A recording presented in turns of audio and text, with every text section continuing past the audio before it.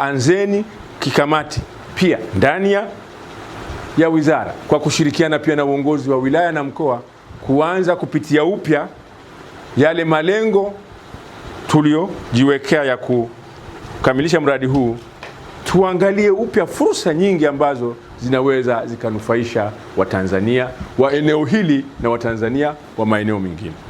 Fursa za kibiashara, fursa katika eneo la uvuvi, wavuvi wakubwa, wavuvi wa kati, wavuvi wadogo. Na sisi katika wizara nadhani tuna kazi ya kutangaza fursa vizuri, watu wazielewe.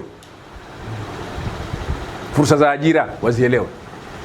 Fursa za uwekezaji katika maeneo mbalimbali wazielewe. Na alika taasisi zote za kifedha pamoja na wadau wa sekta binafsi waanze kujadiliana kwa kuchunguza na kubainisha fursa zilizopo hapa, kujipanga ili tuweze kupata manufaa makubwa.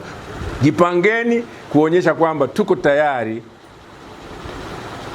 kuwezesha utekelezaji wa matarajio na malengo ya Mheshimiwa Rais ya kuhakikisha kwamba anapomaliza kipindi chake cha uongozi anaacha tabasamu katika nyuso za Watanzania.